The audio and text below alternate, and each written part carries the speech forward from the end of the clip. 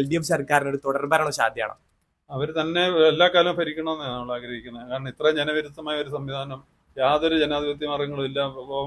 ഒരു നന്ദി പറഞ്ഞ സ്ത്രീയെ സ്റ്റേജിൽ വെച്ച് ഭീഷണിപ്പെടുത്തുന്ന ഒരു CM എന്ന് പറയുമ്പോൾ അത് ഭരണഘടനാപരമായിട്ട് അന്നേരം അദ്ദേഹത്തിന്റെ പേരിൽ നടപടി എടുക്കണ്ട.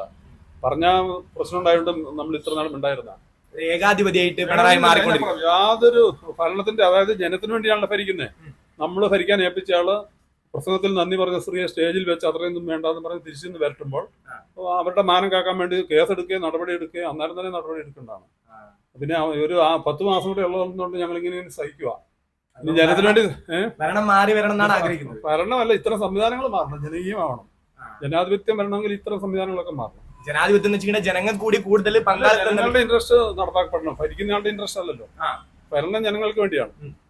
യഥാർത്ഥത്തിൽ ഭരണഘടന പറഞ്ഞ റൈറ്റ് ജനത്തിനാണ്, നേതാക്കൾക്കല്ല. അവര് നമ്മളെ സേവിച്ചോളാം എന്ന് പറഞ്ഞ് നമ്മൾ ആരും വിളിച്ചിട്ടൊന്നുമല്ല.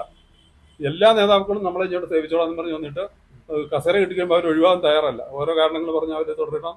അത് കഴിഞ്ഞ് മകളെ കിട്ടിയാൽ അങ്ങനെയൊക്കെ പറയുന്നത് ഇറ്റ്സ് നോട്ട് ഡെമോക്രസി. നമ്മളാണ് ഇവര് എങ്ങനെ ഭരിക്കണം എന്ന് തീരുമാനിക്കുന്നത്. അല്ല, നമ്മളോട് എന്റെ ഇപ്പൊ ആണെങ്കിൽ അങ്ങനെ ആത്മാർത്ഥമുണ്ട്. ഇവര് പഞ്ചായത്ത് ഇലക്ഷന് മുമ്പ് ഒരു റഫറൻഡം നടത്തുക, ഞാൻ തന്നെ തുടരണമെന്നാണോ നിങ്ങൾക്ക് ആഗ്രഹം, അത് ചോദിക്കാനുള്ള ധൈര്യം കാണിച്ചാൽ ഞങ്ങൾ അത് ഇരുത്തും. അതിനുള്ള ധൈര്യമില്ല. മറ്റ് കൺട്രീസിലൊക്കെ ഉള്ള പോലത്തെ അത്തരത്തിലുള്ള റഫറൻഡം അല്ലല്ലോ.